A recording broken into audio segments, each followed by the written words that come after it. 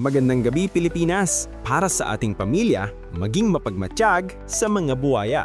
Narito po ulit ang update natin para sa lagay ng ating panahon ngayong hapon po ng October 27, 2025.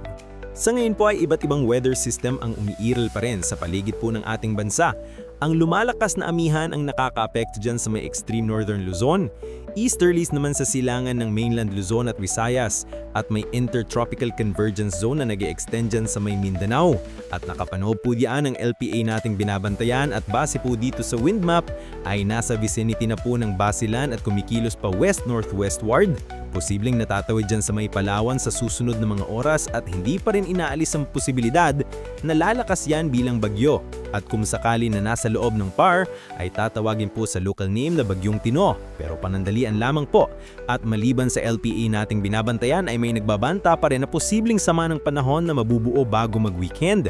At pataas ang posibilidad na lalapit dito sa ating bansa kung matutuluyan at may posibilidad na tatawid sa ating kalupaan. Kaya din pong babantayan ang development po ng namamataan dito po sa ating forecast. At sa lagay ng ating panahon ngayong madaling araw ay maayos naman ang panahon sa malaking bahagi ng bansa. Pero may tsansa pa rin ng mga isolated rings sa may extreme northern Luzon, Marinduque, Batangas, Palawan, Aklan, Iloilo, ilang bahagi ng Negros, 7, part ng Cebu Archipelago at Zamboanga Peninsula. At mamaya ay sisikat ang araw sa malaking bahagi ng bansa, pero may tsansa pa rin ng mga isolated rings sa may extreme northern Luzon, Rizal, Bahali Island, Palawan, Cebu Archipelago, Zamboanga Peninsula at Sarangani. At mamayang hapon may mga isolated rains pa rin sa ilang bahagi po ng ating bansa, kaya mag-ingat po tayo sa posibleng banta po ng mga pagbaha at pagguho ng lupa.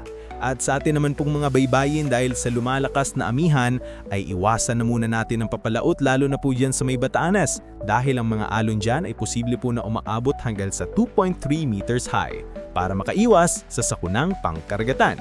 At para sa mga isyong napapanahon, dapat laging maging in for the nation. Here is our inspirational quotes of the day. Walang imposible sa taong puno ng hangarin at determinasyon. Ingat kabayan, isumbong ang mga buwaya.